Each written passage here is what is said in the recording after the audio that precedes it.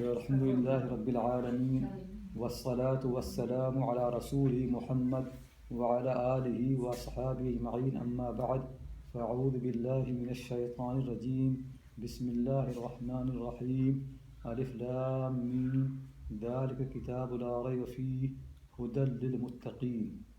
So my dear brothers and sisters, Alhamdulillah, yesterday I explained in little detail that the book is from Al-Aziz, Al-Hakim, Al-Rahim and Al-Alim. So, Quran keeps saying that, Tanzeel, the book has been revealed from, has been set down from one who is Aziz, one who is Hakim, one who is Alim, one who is Rahim. So what it means? So I mentioned Aziz means the one with power, strength. So, people write books, so many different books, like you can see, very often you look advice by the Indian ulama for Indian Muslims. So sometimes you can see, because they are so weak, and in India is Hindu majority country, so the advice comes from a weak person. But when Quran teaches you something, it does not teach you from position of weakness. It always teaches you from the position of strength. Okay, your Lord is strong. So that always no teaching in the Quran is from the position of weakness. No teaching, no simple teaching in the Quran. Every teaching is coming from the position of the strength and the power. Second thing is the Hakim. Whatever he teaches you, that is good for you. He's wise. He's Hakim. Whatever he teaches, it's always good for you. It could be that you don't know, because the wisdom is not everybody can see the wisdom. Even among human beings, some people are more wise than others. Sometimes your father explains to you a wisdom which you don't understand, but you find out later on. Sometimes a wise man tells you something, but you don't care. But later on you will find out he was more right. So if among human beings there are people who are more wise compared to us, certainly Allah is, wisest of all. So whatever he teaches, it could be sometime you don't see the wisdom. But that's what Iman is. Trust in him. And then know that whatever he teaches, that's good for you. Every single teaching in the Quran is coming from the hikmah, from the wisdom. Nothing is from stupidity. Quran is not a book of a stupid person. It's a book of Hakim, the one who knows, the one who has hikmah. So that every single teaching of the Quran is from hikmah, from the wisdom. Something good for you all the time. And then Quran is book of Al-Alim, the one who knows. The problem in this world is that many people teach you things which they don't know. Sometimes they don't know absolutely. Sometimes they know part of it, but they don't know other part. And then they teach you, and they make argument. It looks very, very, very clever, but they don't know really. Very, very often, it's very clever people make argument, but it is based on ignorance. And people follow them. So many things people follow in their life. If you are like that, actually, the real knowledge is ignorance. They don't know. Allah subhanahu wa ta'ala, when He teaches you from the knowledge. He knows, not that nothing hidden. Even scientists, in our time, people are most impressed by the scientists. Knowledge that scientists actually get it, you can divide in three parts, three different ways that I have. One knowledge that they get actually is what we can see, mostly the knowledge is observation. But sometimes observation could be complete. Sometimes, not actually always. Sometimes complete observation. But mostly the observation is partial. They see part of the thing, but they think rest it will be fine anyway. So most times it's like that. But most knowledge, is actually infer. People infer from that what they observe. Allah subhanahu wa ta'ala, his knowledge never partial, never part of it. He knows everything fully, completely. He does not need to infer. You can infer from the parts and these bits, and then you can say, human being has been evolved from a species. Yeah, it could be possible from so many things. This knowledge can come. Allah does not need this knowledge. He is the one who made human being. So when he said about human being, how he made, who can know more than him? The book is book of Al-Alim. Do that keep in mind. No teaching in the Quran comes from ignorance. No single teaching. When I write something, sometimes I do on some parts full research. For some other parts, I don't have full research. And some parts, I guess, or infer or something like that. So not everything that I teach is based on full knowledge. But when Allah teaches me, it is based on the full knowledge. The book is Al-Alim. No single teaching in the Quran comes from any ignorance. It always what? It is a book of Alim. The book of Al-Aziz, book of Al-Hakim, book of Al-Alim, and book of Al-Rahim. And whatever he teaches you, He teaches you because he loves you. It's not that he hates you, he does not like you, he wants to enjoy your problem. He just people do. Sometimes people who have power, they want to show the people their power. So sometimes like your boss can command you to do something. He knows that he cannot do, but he wants to show that he can show your power, his power. He wants to enjoy that feeling that he has more power than you. Sometimes a ruler can be tyrant, and he can command people to do things which are very difficult because they enjoy to show the power. Allah never enjoys this thing. Allah never enjoys your problem. Your problems really He wants to solve them. He loves you. So that He is Rahim. He wants to give you something. Anything that is in the book, nothing is to burden you. When He commands you to fast month of Ramadan, not because He wants to show His power, not because He wants to put you in difficulty. Actually, He only commands you because He knows there are so much benefits depend on Ramadan. He loves you so much. And those benefits only can come when you fast in the month of Ramadan. Prayers are very difficult. He said, إِنَّهَا لَكَبِيرَةٌ. The prayer is very, very difficult. But still He commands you. Why? Does He enjoy to keep you in difficulty? No, He commands you the prayer because He knows there are so many benefits only can come from the prayer. So you do it, and He wants to make, He wants to benefit you. He wants to do mercy upon you, rahmah upon you. So that keep in mind really. Anything that you read in the Quran, it really coming from these four positions. Book of Al-Aziz, Book of Al-Hakim, wisdom, every single thing wisdom. Book of Al-Alim, every single thing in the Quran is from the knowledge, nothing from ignorance. And the fourth one is Book of Al-Rahim. Whatever He teaches you because He loves you and He wants to benefit you and He wants to give something, not to enjoy your problem, not to add difficulty for you. So when you read the Quran from this angle, you love really. You actually wait. Like for example, in the past, when people did not have mobile phones or internet, so people like my age, they used to receive letters from their mother. So we used to wait for the letter of the mother, and when the letter comes, it's so happy to read it, the message. And actually, sometimes we used to keep the letter underneath the pillow. When other colleagues have gone, then I read again. And tears come from your eye, comes touch of your mom, and you can see. And when your mother says something, really she does not enjoy your problem. Whatever she said, you love it because it's coming from someone whose heart is so pure. Your Lord's mercy upon you and love is really million times more than your mother's, no doubt really. People should be keen really to read this book. It is really so fresh from their Lord. It is really should be more beloved to you than the letter of your mother. When she sent, people used to read many times again, and I advise you really to read a very nice poem by Iqbal when his mother passed away. So nice, so moving really. Whenever sometimes I feel tired, so I read, Iqbal's poetry, and one of my favorite part actually is what he wrote about his mother. So moving. Allah subhanahu wa ta'ala loves for us really is much more than mother. And people have no doubt about mother's love. If this book has come from our Lord, we should be keen to know what He said. We should love actually whatever He said, we should love it. So anyway, the book, these four aspects always keep in mind. Book of Al-Aziz, Book of Al-Hakim, Book of Al-Alim, and Book of Al-Rahim. Then why the book has come? There are two words Quran use all the time. Huda and Hawa. They are opposite. The Huda is to guide you to a straight path. And Hawa is your desire, what you enjoy. You can say Huda is long-term benefit. Hawa is short-term enjoyment and short-term benefit. That's what Hawa basically means. Or another word you can say, Hawa is anything that pleases you or pleases society. Huda is what pleases your Lord. And whatever pleases your Lord, that is the best for you. So that's why Huda is so important. Because Huda, basically, the real measurement of Huda is that look really what pleases my Lord. When in the morning, Fajr time comes, I enjoy sleeping. I love sleeping. But my Lord, what He wants, what pleases Him? That pleases Him that I keep sleeping, or it pleases Him that I go to the prayer? No, go to the prayer. If it pleases Him, that must be best for me, not what I enjoy. What I like is not what is good for me. Always understand, whatever pleases you is not always good for you.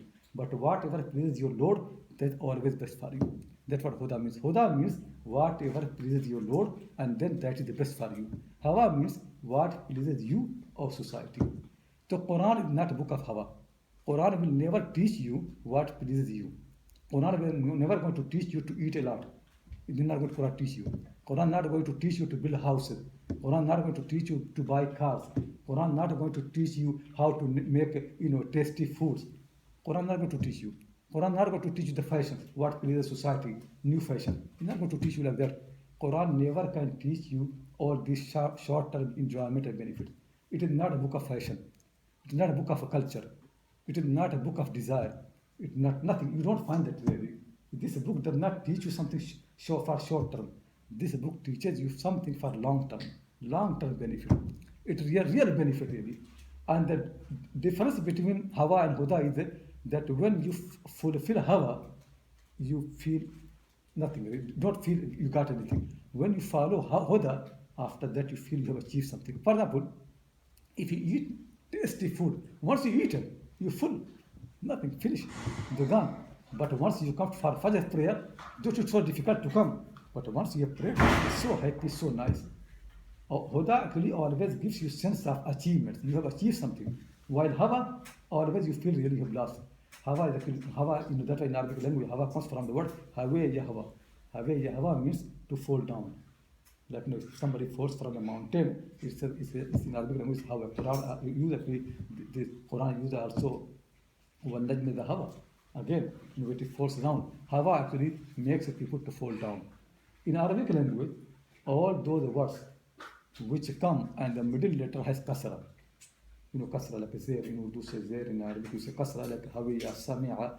All these come. These words basically in Arabic language, they are not, your achievement. They are basically something happened by it's like something passive, not active. You don't act for that. Like sami'a. Sami'a means when somebody speaks, a voice comes to your ear. You don't make any effort, it just comes. That's sami'a. It's not a big achievement that you heard a voice. But what achievement is tama'a. Somebody speaks, but you don't know what he means, and then you make effort to listen. Then istama'a. So whenever in Arabic language any word comes with kasra in the middle, that always means something which happens without any effort by itself. It's not big achievement. Falling down is not achievement. Climbing is actually achievement. When you climb somewhere, you make effort. But you fall down, that's not achievement.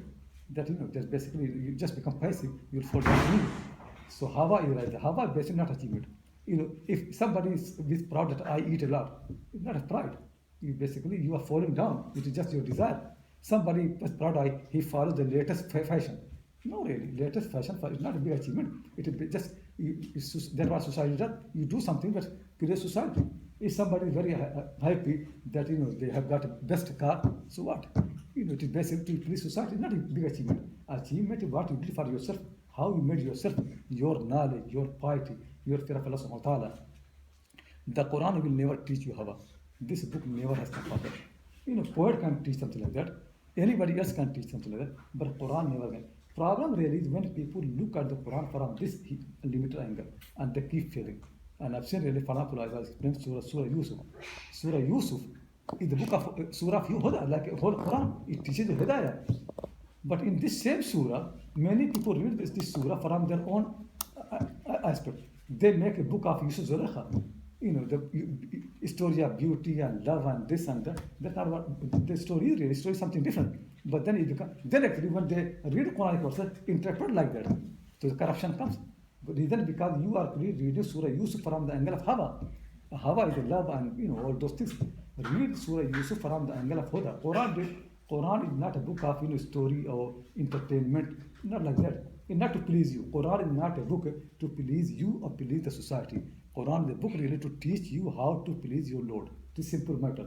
There are Quran keeps teaching you to teach you how to please your Lord, which results in something being successful. So once you please your Lord, then as a result you get success. Then as a result you get actually real pleasure. Then real pleasure comes as a result. But main effort is that you should make effort to please your Lord. Is it clear to everybody? So Quran is a book of Huda, not the book of Hawa. Quran is a book to teach you how to please your Lord, not to teach you how to please yourself and how to please the society. This book never teaches this small thing. That anybody can write a book. If I have to, don't need a Quran for that. Anybody can write a book actually, what can be good, what can be tasty for you, what can be enjoyment for the fashion. Anybody can do. You don't need a revelation from the heaven through Angel Jibreel and Prophet Muhammad. You don't need anything like that. It is something really much more than that. So that we have to keep in mind. Now it's coming really, what exactly Quran is. Whenever human language comes, people always have a confusion really. What language is? In the language you have got words, then construction of the words gives you meaning. But meanings refer to certain realities. So you basically have got word, meaning, and reality. What I mean that actually is simple example. For example, when I write the word honey, Honey, so this is not. If somebody said to honey is good for your health, and then you take this word and eat, is going to be good for your health? Honey, this word is just word. It's not honey. Honey is not honey. The word honey is not honey. A meaning comes to meaning always in mind. Meaning comes to your mind. Can you enjoy? Can meaning benefit you? Can you eat meaning? No. Always try to understand how the language works. Language is basically a shara. It is reference. The word honey, like it is like traffic signal. So when you see red light, you stop the car. But red light does not say stop. Red light refers to this thing. I try to understand. People could make any other color or something else. It is just signal. It is just ishara. So when you write honey, Honey, it refers to a meaning that comes to your mind because of the usage of people. And that meaning connects you to something real, honey. That meaning takes you to the real thing. So honey basically is that real thing. These are ishara that connecting you. The word honey connects you to the meaning of the honey. For example, when I say Qala Muhammadu, Muhammad said. Who said? Is this word Muhammad said? Muhammad, when you say Muhammad, a meaning comes to my mind. And that meaning connects me to this person. This person said, this word Muhammad did not say anything. So when you say Qala Muhammad, you say Muhammad is subject. Who is subject? Who is the doer? This word is doer? Or the meaning is doer? Or the one referred to is doer? The one who referred to. To always understand actually languages basically how they work. When you say Quran, what Quran then is? Quran is combination of three. Words plus meaning plus its reference. If one thing is missing, then you have part of the Quran. So whenever it comes that if you read Surah Qul Huwallahu Ahad, you get this reward. If you read Surah Rahman, you get this reward. So many people think the words. No, you only use words. Words are not the Quran. Words are part of the Quran. Quran is the words, meaning, and the reference. If you read the Quran words, you get its meaning, and then you are able to connect to its reference. Then basically you get that reward. So when it said قُلْ هُوَ اللَّهُ أَحَدٌ تَعْدُلُ ثُلُثَ الْقُرْآنِ, 1/3 of the Quran, meaning is قُلْ هُوَ اللَّهُ أَحَدٌ, words plus meaning and plus what it refers to. So when you get all three, then basically to 1/3 of the Quran. When it comes to Surah Al-Waqi'ah helps for this purpose, Surah Al-Mulk helps for this purpose, not the words. And many people keep reading the words and they think they have done what Prophet said. No, Prophet did not mean that. For him, Quran was not words only. Quran was words plus meaning plus reference. So many people keep doing the mistake really. And that mistake also happens when people think that, if I make my son to memorize the Quran or my daughter memorize the Quran, we get such virtue and this and that. This is not right really. It is only part. It's not only words you have to memorize. When the Quran says, "Inna nahnu nazzalna dhikra wa inna lahu lahafidhun," certainly we have set down the dhikr, means the Quran, and we are going to preserve it, meaning not the words of the Quran. Many people think that hafiz means to memorize the Quran. The people say there are millions of hafiz in India and Pakistan. They don't know the meaning, but they are hafiz. We call them hafiz, but it is really not real meaning. That's not what Quran means. Quranic meaning is when people ask the Prophet ﷺ, bring a miracle. That actually the context of this verse is they want a miracle, something from here they can see. So then they know it is from Allah. So Allah SWT says, no, it does not need any miracle. The book it is itself a miracle, and we are going to preserve it. So this miracle will remain until the Qiyamah. Any miracle that Musa from all the people have, it came and finished. This miracle will remain. Meaning is this book, its content, its message, they really are so eternal. They always will remain. The book plus meaning and plus its reference. That's what it is. Inna lahu hafidhun does not be the word of the Quran. So when people say hafidhul Quran and they mean somebody who memorized the Quran, yeah, we encourage people, but that's not real. The real thing really is to know the words of the Quran, they know the meaning of the Quran and they know the reference. Is it clear to everybody? So Quran is not only words. Like now Saudi people have developed this thing. It is good. So in the past people used to say translation of the Quran. Then the ulama said, how can somebody translate the Quran? Quran is the word of Allah subhanahu wa ta'ala. Nobody can translate. So what they got new, now they write a translation of the meaning of the Quran. Yeah, it is fine. But actually the words also are not Quran. So as the meaning is not Quran, words are not Quran. Quran is combination all three. So some people who memorize the Quran, we should say you memorize the words of the Quran. As they said, translation of the meanings of the Quran. Similarly, should say memorizer of the words of the Quran. That's what should be meaning. Neither meanings are Quran, neither words are Quran. It actually all together. Quran is the words plus meaning and plus reference. Or the reality, that's the real, what it refers to, the reality. So when you say Allah, Allah is the word, then a meaning comes to your mind. It refers to someone. This word is not merciful. This meaning is not Allah. When I say Allah is Rahman, what it means? Is the word Rahman? Is the word of Allah is Rahman? Or the meaning is Rahman? No, Allah himself is Rahman. So this word takes you to the meaning and meaning connects you to him. He is the Rahman. He is the Rahim. He is the one who created. He is the Khaliq, creator. So when you say Allah is creator, Allahu Khaliqun, or Allahu Ahsanul Khaliqeen, what it means? Is the word is created you? Did this word create? This word actually is human language. What created you? Created Allah. So Allah refers to a meaning refers to Allah himself. Quran is all these three. So a big misunderstanding happens in the society when people just consider the words as Quran. Quran is the words plus meaning plus reference all together. As honey. Honey is not the word. The word honey does not benefit you anything. You could be, make right honey in papers and then, drink it in the water. Nothing happens.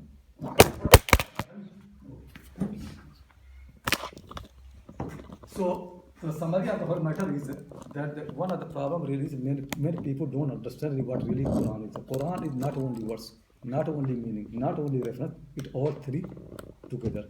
Now the next question really is, how do we get all three? Because what we have at the moment is the words.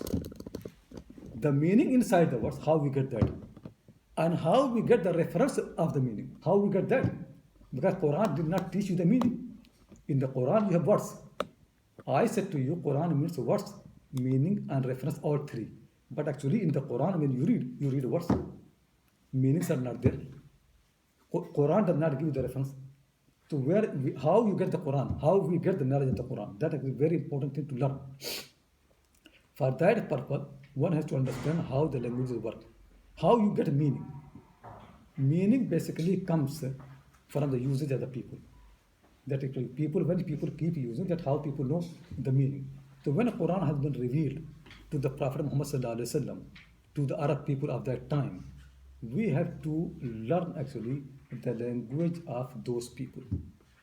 So when Quran used any word, Quran says Kitabun, Quranun, Rahmanun, Rahimun, whatever, Allahu Khaliqun, Hakimun, Ahkam, whatever. Quran is a meaning that society of that time understand.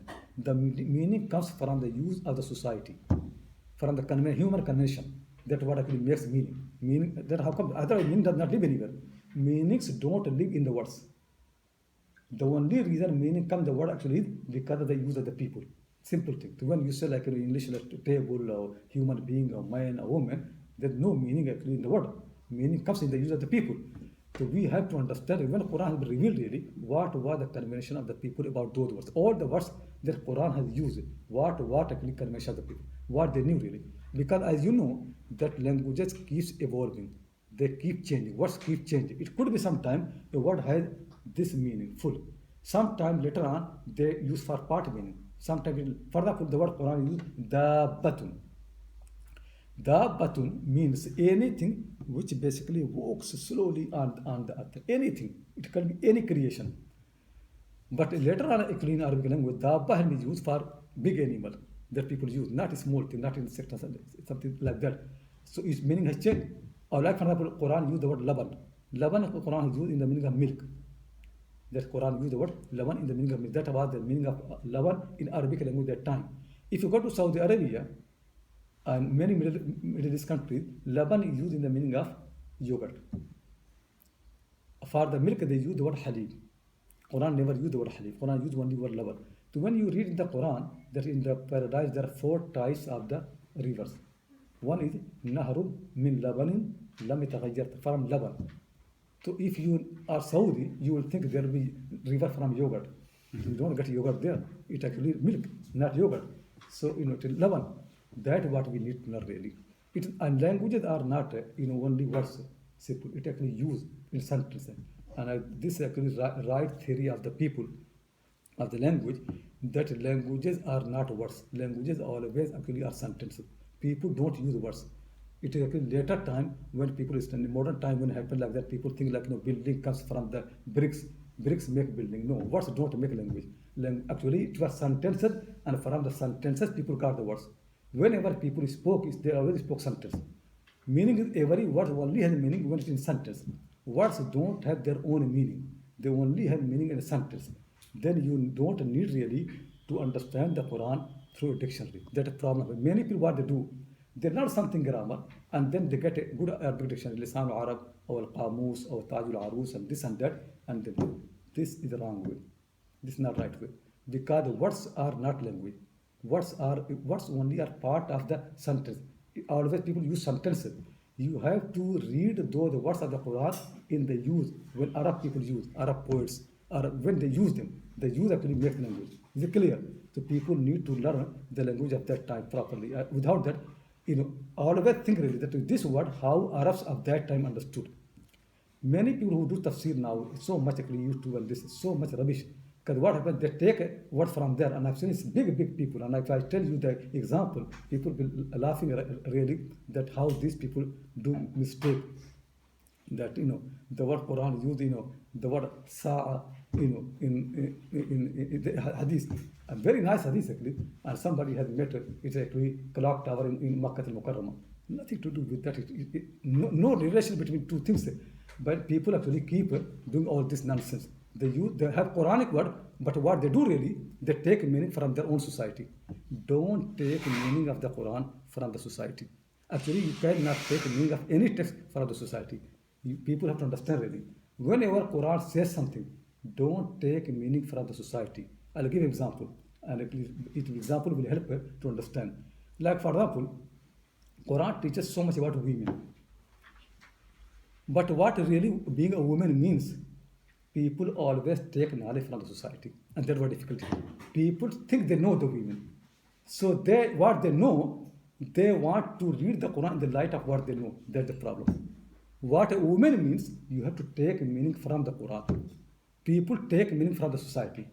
You have seen your house, how your mother cooks the food and this and that. Do you think being a woman means something like that? Oh, like in different cultures, there are so many things about the women. So people have that meaning. When they read the Quran, they have those meaning and then interpret the Quranic verse in the light of that. And that thing, this is what Quran teaching. What Quran teaches, you only can understand it if you take even the meaning of the woman from the Quran.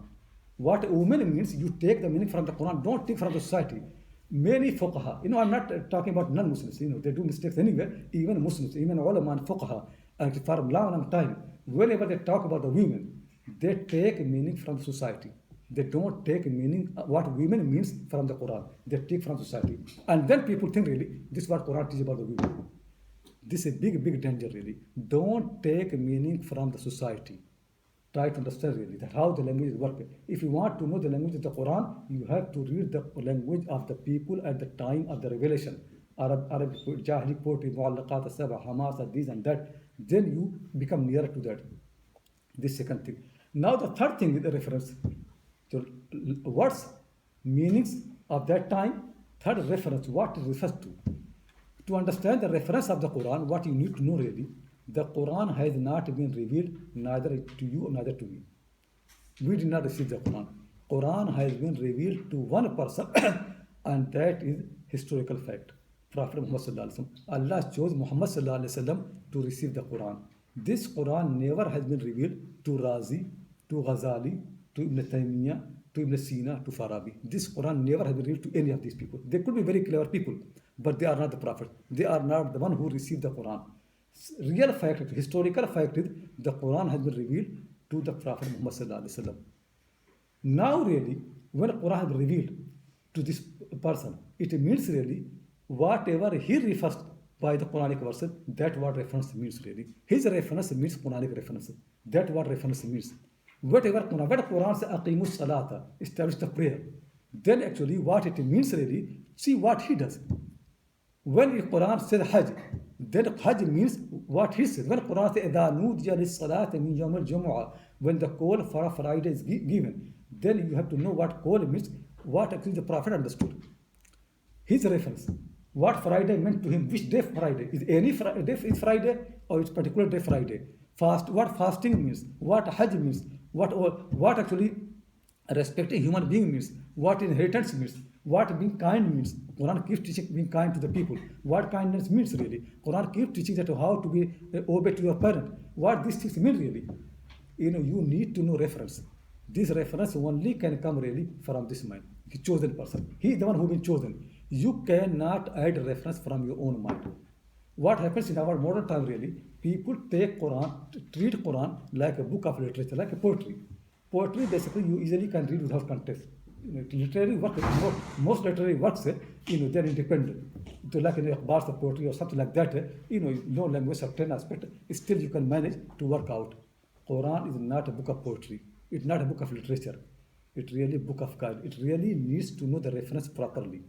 That when this was revealed to this man, what he did, when this was revealed to him, what people say, Quran says, وَضْرِبُوهُنَّ, strike the women, hit the women. And now feel so much angry all over the world that how this book can teach such thing horrible and this and that. They never make effort really to find out when the Quran revealed to the Prophet what he does. Quran was revealed to him, Ya ayyuhal muzammil qumil layla illa qalila. That stand the prayer in the night, all the night, except little bit.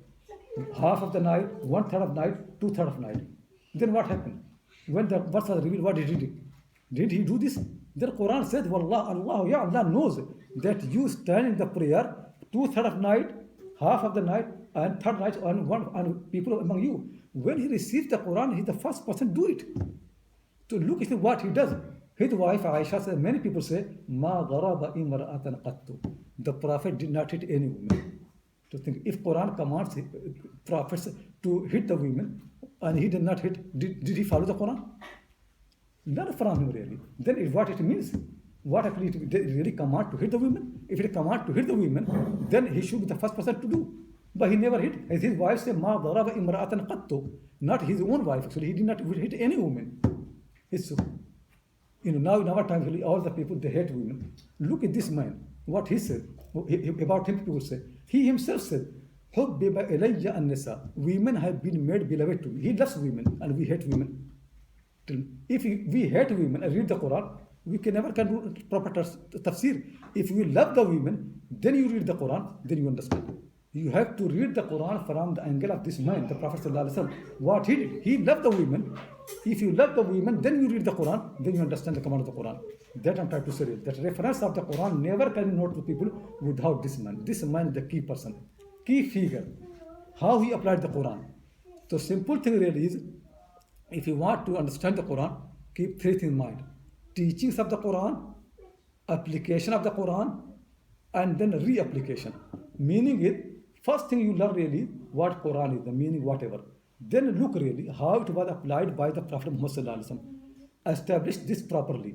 Then next step is to come how we can apply to our time, reapplication. Many people in modern times, when they do tafsir of the Quran, what they do? They remove the first application. Quran and applying to their life. They think Quran, this is the Quran, how it can make sense to our time. This is a big mistake, corruption of the Quran really. For Quran, it is very important to understand the first application.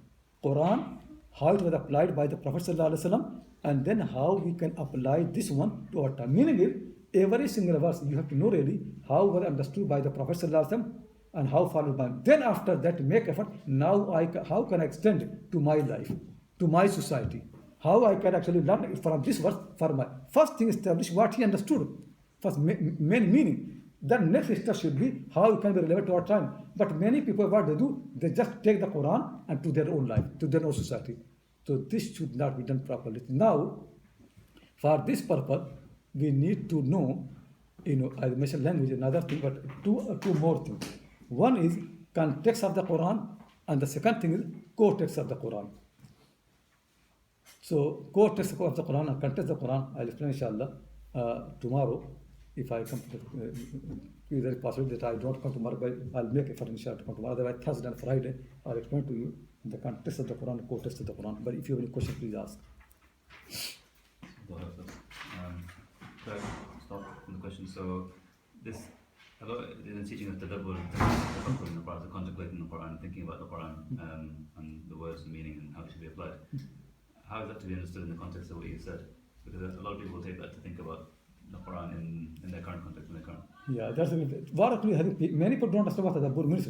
Tadabbur means first establish this process properly. Learn the Quran, learn the language, learn the meaning, learn how it applies by the Prophet ﷺ. Then after that, go deeper and deeper. The first thing is that when you establish the real facts properly. So for example, like the iqamatus salah, Quran commands you. Learn actually how Quran commands in the Quran and how the Prophet ﷺ did. Then after that, you can go deeper really how ruku and sajda can change your life. You can get more deep meaning. It can more. But this we call actually batna. This is called batna. So Quran has got a zahr and a batna both. But batna must be connected to the zahr. If zahir is not there, only batin, people come batini. So there are so many batini tafsir. Batini tafsir has no connection with the zahir. And if there is no batin, only zahir, people become, like those people who just follow literal Quran. The Quran is not literal Quran, actually combination both, zahir and batin both. You come to the surface, then dig, they go deep. That's how Quran is. To any surface, you have to dig it. You can't go too deep without digging the surface. So first you go to zahir, and then you dig it, you go to the batin. The first thing is learn the Quran, learn the language, learn the meaning, learn the application by the Prophet. Then after that, Quran will reveal you much deeper, because the Quran never can be comprehended by anybody, even any prophet, any messenger, anybody. If all the universe only, they know part of the Quran. But the prophet and messenger, they are the best people to know what they need to know. They're the best people. But still, Quran is much more than that. So nobody can comprehend the Quran. So batin must be connected with the zahir. Problem happens is many Sufi tafsir and Batani people, they remove the zahir. And it was stupid. Then any verse, like in India, somebody wrote a commentary on a famous work. There's a Kafiya. Kafiya is the book in Arabic grammar. He's a Sufi man. So what he did, he wrote commentary on Kafiya. It is still, this tafsir existed. It's commentary. He wrote the commentary on Kafiya as if it is a book of Sufism. And he said he played the word kalima means this and that. All Sufi things like Imam Ghazali written Tafsir of Surah Nur. If you read the Tafsir, you think that any words of the Quran can mean anything. Nothing to do with the Quran. In what he wrote about Surah Nur, it basically you can write about anything. But how it connected with the Quran, how it connected with the context, nothing there. It's just from his mind, whatever comes, good idea, and you just apply to the Quran and just think it is Surah Nur means. This is very dangerous, really. With any tafsir of the Quran without connecting with the zahir, it is really misleading. Then basically you are independent of the Quran, Quranic language. You just mean it. And easily, people easily can say mountain means this, and Quran says Jabal, it means something else. And like Imam Radi said, "Ida ja'a Nasrullah wal Fath," the conquest. A conquest in the Quran only means conquest of Makkah, nothing else. But Imam Radi said conquest have 10 meanings. One meaning is Fathul Falsafa, conquest of philosophy. One meaning is Fathul Ulum, conquest of science. Think really that how fits here? What to do for conquest of philosophy and science in this verse? Try to understand. Don't. If I say really to Razi that your tafsir, every single thing your tafsir has 10 meanings, he'll be angry. It means you think I'm not clear. If you say to Allah subhanahu wa ta'ala, you say Fatha, it does not mean Fatha. It means 10 meaning. People, instead of the Quran, so try to understand. No, but any batin which is disconnected from the zahir is not acceptable. Batin must be connected to the zahir. How should you approach it if you don't know any Arabic and you at the present time you're struggling to learn and haven't made time to actually learn Arabic? Continue much of that. Yeah, the first thing really is people should make effort to learn. Now people are learning Chinese language because now people see the interest of the world in China. So if people can learn Chinese language, why people cannot learn Arabic language? I don't understand. Arabic is much easier than Chinese, at least it seems to me. So if you love a language, it becomes easier. But anyway, people don't learn. Then simple thing is, then read the Quran and get a teacher who can teach you some meaning, or some good translation, reliable, can help you. But don't become mufassir by translation. Some people read translation and they start doing tafsir of the Quran. So this is wrong, because the translations are just a effort of one person to teach you how you understand. It's not a Quran. So people should not start doing tafsir or interpretation of the Quran by translation. If people don't know Arabic, it is haram for them to make tafsir of the Quran. Simple thing, not allowed, never allowed. So it is basically, people should know it is inability. It is weakness that you don't know Arabic. Then simple thing is understand the weakness and then come to the one who knows and learn from him. Then Allah subhanahu wa ta'ala will love you. But if people are not humble and they become arrogant, they think they know the meaning, so they know the Quran. That this arrogance is not allowed. For example, think really, if I am from a village in India, I know Urdu and I read Shakespeare's work in Urdu language, and then I come to University of Oxford, I say I can teach Shakespeare because I've learned Urdu so many commentaries. People laugh at me. They say, if you don't know language of Shakespeare, how can you teach Shakespeare? If you don't know Urdu, can you teach Iqbal? Because you learn Iqbal's poetry in German language? No, you need to know Urdu language. So people cannot teach Quran if they don't know Arabic. Simple thing, but not even any Arabic, proper Arabic that is standard. But certainly, if you don't know Arabic, so some translation can help you something. But people should know that they are weak. It is weakness. They should not be proud of that. They should not be arrogant.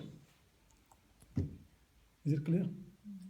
So even the example I mentioned about honey and the word itself, how do you know particular power and its meaning and therefore its reference? The hadith in Tirmidhi, I think, about the Prophet talking about the reward of reciting Alif Lam Mim. He says there's a reward for reciting even these letters, and we know that these letters have no meaning as far as we're aware. That actually is good that you reminded me. That another thing I want to criticize people. People think really the Prophet said Alif Lam Mim, and since we don't know Alif's meaning, it means reading without a meaning is actually has a reward. They don't know really. He knows the meaning. It is basically we don't know meaning. We don't know. He knows the meaning. He's not giving example of something which is done not. Meaning was there, but now people have to make a struggle, and there are actually good effort to understand the meaning of Alif Lam Mim. It's not words which have no meaning. The Prophet not giving example that you read without meaning and you get the same reward. People keep doing this thing. They think since we don't know meaning, the Prophet, that I'm trying to say really, always try to understand how the Prophet understood. When Alif Lam Mim was revealed to him, was really something unclear to him, did not know the meaning? No, it is actually Quran is known to him. He knows the Quran. Maybe I don't know, you don't know, but he knows. So when he gives example, he's not giving example of a unknown language. It's Alif Lam Mim known to him. Even the earliest Mufassirin. Anybody, Ibn Taymiyyah is very good in this, but he said that even Salaf do mistake. So don't say I'm Salafi, so I'm right. Even Salaf do mistake. The only one who does not do mistake, Allah is Messenger. If something comes from the Messenger properly, then no mistake. Imam Malik used to say, كُلٌّ يُؤْخَذُ مِنْ قَوْلِهِ وَيُتْرَكُ إِلَّا صَاحِبَ هَذَا الْقَبْرِ صلى الله عليه وسلم. Everybody's word will be taken and rejected except the one who is buried in this grave. Everybody does mistake. Salaf do less mistake, but still mistake can be there. That's why I don't like when people say I'm Salafi. So I said, then what? Still you need Quran Sunnah. Just being a Salafi does not make you, you become innocent. You need to have Quran Sunnah. Because Salaf also did mistake. It is same like to saying I'm Hanafi. So whether you're Hanafi or Salafi or Maliki or Shafi, still you need Quran Sunnah. And so if you don't know Arabic, and you want to memorize some surahs, should you memorize it and then have a teacher and try and learn some tafsir of it, and then memorize the sounds and then be able to think about it as you... I'm not saying that memorizing has no benefit. It has benefit. But I'm saying certainly don't say that you memorize the Quran. You simply memorize the words of the Quran. People need really to know the meaning. Because otherwise, this book has not come to become ta'weez. This book has come to be followed. Quran says, Kitabun Mubarak Anzalnahu, Kitabun Anzalnahu Mubarakun Fattabi'uhu. Or yadabbaru ayati. Just you should follow. Think. This is a message. Why Quran afala yanzurun? Don't you think? If you don't know the meaning, how can you think? This book has come to address the mind. This book has not come to address your tongue. It has come to address your mind. Most noble people think that people have got the mind. If people don't understand how they can follow the Quran. So would you think, like, for example, if you learned like Surah Al-Fatiha and then try to learn as much as you can about it? People should not. People don't know. Even actually Rahman, Rahim, maybe if I have time really, explain Surah Al-Fatiha at least one surah, you can see really that how we read this surah we don't know. And people read translation. even translation don't. No English translation, no Urdu translation can translate what Ar-Rahman Ar-Rahim means. Nobody can translate. So you read translation, 2 words for this word, but there's nothing to do with Rahman Rahim. It is just basically some meaning nearer to that. They think Rahman Rahim is different meaning. Even Rabb, you can't translate. Even Al-Alamin, no human language can translate Al-Alamin. When you say Al-Alamin, there's no translation really for that. People don't understand Alim has two jama, Awalim and Alamin, difference between both of them in translation you cannot. And then Alam what it means. And then Alhamd. No human language has got the word Hamd. People have the word thanking or praise. But a word which has Hamd, people don't have. For thanking in Arabic, you have a shukr. For praise, you have Sana and Madah. But Hamd is different. You can't translate these words. So when